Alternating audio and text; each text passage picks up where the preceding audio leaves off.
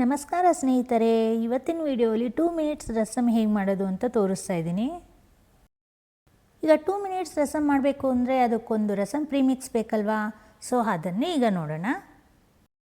ಈ ಒಂದು ರಸಮ್ ಪ್ರೀಮಿಕ್ಸ್ ಇದ್ದರೆ ಸಾಕು, ಎಷ್ಟು ಹೆಲ್ಪ್ ಆಗುತ್ತೆ. ಅದರಲ್ಲೂ ಈ ವಿಂಟರ್ ಸೀಸನಲ್ಲಿ ಆವಾಗವಾಗ ಸೂಪ್ ಕುಡಿಯೋ ಇಂಟ್ರೆಸ್ಟ್ ತುಂಬ ಜನಕ್ಕೆ ಇರುತ್ತಲ್ವಾ.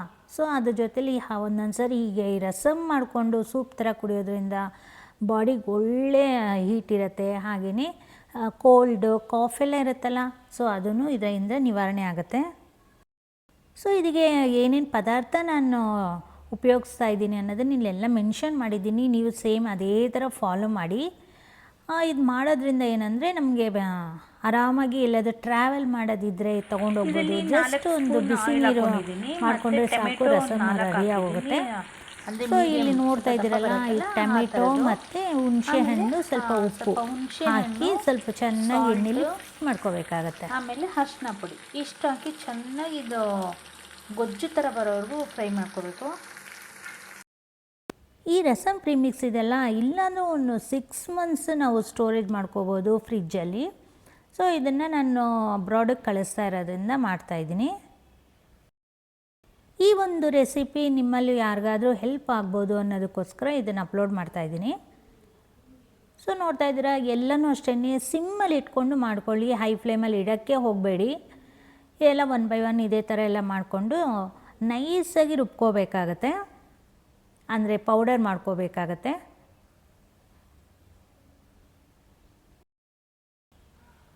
ಸೊ ಹಾಗೆಯೇ ಒಂದು ಗಡ್ಡೆ ಬೆಳ್ಳುಳ್ಳಿ ಇದೆಲ್ಲ ಅದನ್ನು ಸಿಪ್ಪೆ ಸಮೇತವಾಗಿ ಫ್ರೈ ಮಾಡ್ಕೋಬೇಕಾಗತ್ತೆ. ಅದು ಅಷ್ಟೇ ಸಹ ಡ್ರೈ ಫ್ರೈಯೇ ಮಾಡಬೇಕು. ಎಣ್ಣೆ ಎಲ್ಲೂ ಯೂಸ್ ಮಾಡಬೇಡಿ ಈಗ ಫ್ರೈ ಮಾಡುವಾಗ.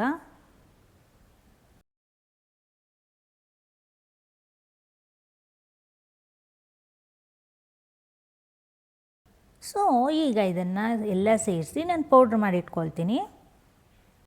ನೀವು ಬೇಕಾದರೆ ಇದನ್ನೇ ಜಸ್ಟ್ ರಸಮ್ ಪೌಡರ್ ಥರ ಯೂಸ್ ಮಾಡ್ಕೋಬೋದು. ಈಗ ಪ್ರೀಮಿಕ್ಸ್ ಹೇಗೆ ಮಾಡೋದು ಅಂತ ನೋಡೋಣ.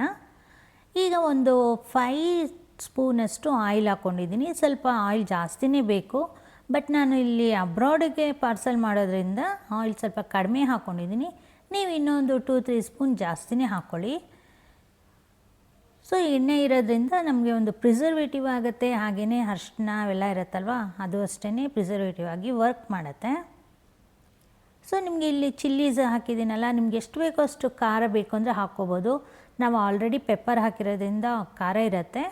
ಸೊ ಈಗ ಒಗ್ಗರಣೆ ಎಲ್ಲ ಹಾಕೋದ್ರಿಂದ ನಾವು ಅದನ್ನೇ ಹೇಳಿದ್ದು 2 ಮಿನಿಟ್ಸ್ ರಸಮ್ ಅಂತ. ಆಲ್ರೆಡಿ ಎಲ್ಲ ಒಗ್ಗರಣೆ ಎಲ್ಲ ಪ್ರತಿಯೊಂದು ಇದರಲ್ಲೇ ಇರುತ್ತೆ. ಹಾಗಾಗಿ ಬಿಸಿ ನೀರನ್ನು ಮಾಡಿಕೊಂಡ್ರೆ ಆಯಿತು. ಸೊ ಯೂಸ್ ಮಾಡುವಾಗ, ಅಂದರೆ ಸರ್ವ್ ಮಾಡುವಾಗ ಅದಕ್ಕೊಂದು ಸ್ಪೂನು ಇಲ್ಲ ಒಂದು ಅರ್ಧ ಸ್ಪೂನಷ್ಟು ತುಪ್ಪ ಹಾಕ್ಕೊಂಡು ಸರ್ವ್ ಮಾಡಿ, ಒಳ್ಳೆ ಟೇಸ್ಟ್ ಇರುತ್ತೆ. ಹಾಗೆಯೇ ಆ ಘಮನೂ ಅಷ್ಟೇ ತುಂಬ ಚೆನ್ನಾಗಿ ಬರುತ್ತೆ. ಸೊ ಈಗ ಒಗ್ಗರಣೆ ರೆಡಿ ಆಯಿತು. ಗೊಜ್ಜು ಥರ ಮಾಡ್ಕೊಂಡಿದ್ವಲ್ಲ, ಅದನ್ನು ಜಸ್ಟ್ ಒಂದು ರಫಾಗಿ, ಅಂದರೆ ಮಿಕ್ಸಿಲಿ ಜಸ್ಟ್ ಒಂದು ರೌಂಡ್ ಓಡಿಸಿ ಪೇಸ್ಟ್ ಮಾಡ್ಕೊಳ್ಳಿ. ಅದನ್ನು ಈಗ ಇದಕ್ಕೆ ಹಾಕಿ ಚೆನ್ನಾಗಿ ಫ್ರೈ ಮಾಡಬೇಕಾಗತ್ತೆ. ಇಲ್ಲಾಂದರೆ ಒಂದು 4 to 5 ಮಿನಿಟ್ಸ್ ಸಿಮ್ಮಲ್ಲಿ ಇಟ್ಕೊಂಡು ಚೆನ್ನಾಗಿ ಫ್ರೈ ಮಾಡಿ. ಈಗ ಇದು ಫ್ರೈ ಆದಮೇಲೆ ನೆಕ್ಸ್ಟ್ ಏನು ಪ್ರೋಸೆಸ್ ಅಂತ ನೋಡೋಣ. ಇದು ಮಾಡೋದಕ್ಕೆ ಸ್ವಲ್ಪ ಟೈಮ್ ಹಿಡ್ಸತ್ತೆ. ಆದರೆ ಒಂದು ಸರಿ ಮಾಡಿಟ್ಕೊಂಡ್ರೆ ನಮಗೆ ಆರಾಮಾಗಿ ರಸಮ್ ಯಾವಾಗ ಬೇಕೋ ಆವಾಗ ಮಾಡ್ಕೋಬೋದು. ಇದನ್ನು 5 ಮಿನಿಟ್ಸ್ ಫ್ರೈ ಮಾಡೋದ್ರಿಂದ ಆಮೇಲೆ ತಳ ಹಿಡಿಯೋ ಚಾನ್ಸಸ್ ಇರುತ್ತೆ. ಹಾಗಾಗಿ ಒಂದು 3 ಸ್ಪೂನಷ್ಟು ನೀರು ಹಾಕ್ಕೊಂಡು ಫ್ರೈ ಮಾಡ್ಕೊಳ್ಳಿ, ಆವಾಗ ಬರ್ನ್ ಆಗಲ್ಲ.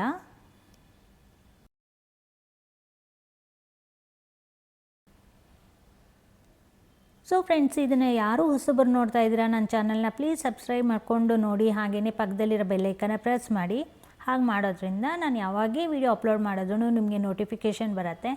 ಆಗ ನನ್ನ ವಿಡಿಯೋನ ನೀವು ವಾಚ್ ಮಾಡ್ಬೋದು.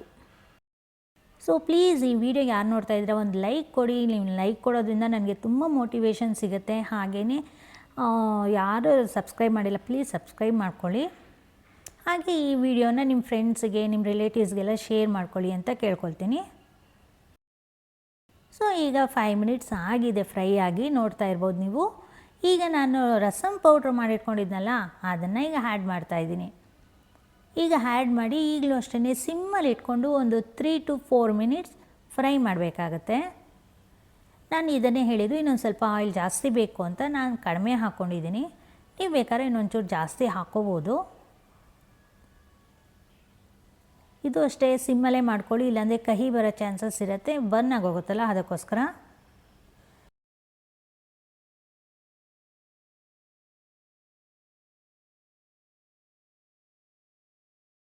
ಸೊ ಇದರಲ್ಲಿ ಉಪ್ಪು ಹುಳಿ ಎಲ್ಲನೂ ಸ್ವಲ್ಪ ಜಾಸ್ತಿನೇ ಇರಬೇಕಾಗತ್ತೆ, ಯಾಕಂದರೆ ನಾವು ಜಸ್ಟ್ ನೀರು ಆ್ಯಡ್ ಮಾಡ್ಕೊಳ್ತೀವಲ್ಲ ಅದಕ್ಕೋಸ್ಕರ.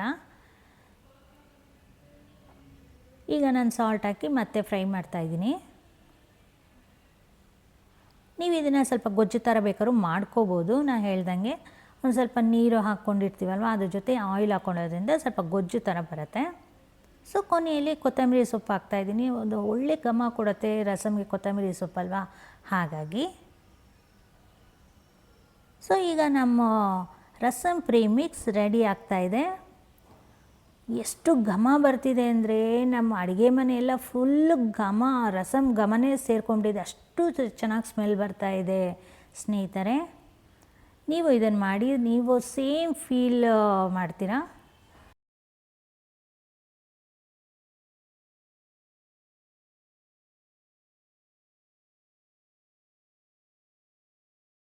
ಟಡಾ, ಈಗ ರಸಮ್ ಪ್ರೀಮಿಕ್ಸ್ ರೆಡಿಯಾಗಿದೆ. ಈಗ ನಾವು ಅದನ್ನು ಹೇಗೆ ಯೂಸ್ ಮಾಡೋದು ಅಂತ ನೋಡೋಣವಾ. ಈಗ ಒಂದು ಬೌಲ್ ಇರ್ಬೋದು, ಇಲ್ಲ ಒಂದು ಗ್ಲಾಸ್ ಇರ್ಬೋದು, ಯಾವುದಾದ್ರೂ ತೊಗೋಬೋದು. ಒಬ್ಬರಿಗೆ 1 ಸ್ಪೂನ್ ಹಾಕ್ಕೊಳ್ಳಿ ಸಾಕಾಗತ್ತೆ. 1 ಸ್ಪೂನ್ ಹಾಕ್ಕೊಂಡು 250 ml ಬರುತ್ತಲ್ವ, ಅಷ್ಟು ನೀರು ಹಾಕ್ಕೊಳ್ಳಿ ಸಾಕು. ಅದೇ ಒಂದು 2-3 ಮೆಂಬರ್ಸ್ಗೆ ಅಂದರೆ ನೀವು 2 ಸ್ಪೂನ್ ಹಾಕ್ಕೊಳ್ಳಿ, 1/2 ಲೀಟರ್ ನೀರು ಹಾಕ್ಕೊಳ್ಳಿ, ಕರೆಕ್ಟಾಗಿರುತ್ತೆ. ಸೊ ನೋಡ್ತಾ ಇದ್ರಲ್ಲ, ಹಾಕ್ಕೊಂಡು ಜಸ್ಟ್ ಒಂದು ಮಿಕ್ಸ್ ಮಾಡಿಕೊಂಡ್ರೆ ನಮ್ಮ 2 ಮಿನಿಟ್ಸ್ ರಸಮ್ ರೆಡಿ. ನೋಡಿದ್ರಾ, ಈ ರಸಮ್ ಪ್ರೀಮಿಕ್ಸ್ ಇರೋದ್ರಿಂದ 2 ಮಿನಿಟ್ಸಲ್ಲಿ ಫಟಾಫಟ್ ಅಂತ ರಸಮ್ ರೆಡಿ ಆಗೋಗುತ್ತೆ. ಸೊ ಫ್ರೆಂಡ್ಸ್, ಇದಾಗಿತ್ತು ಇವತ್ತಿನ ವೀಡಿಯೋ. ನೆಕ್ಸ್ಟ್ ವೀಡಿಯೋಲಿ ನಿಮ್ಮನ್ನು ಮೀಟ್ ಮಾಡ್ತೀನಿ ಅಂತ ಹೇಳ್ತಾ ಈ ವಿಡಿಯೋಯಿಂದ ಹೊರಡ್ತಾ ಇದ್ದೀನಿ.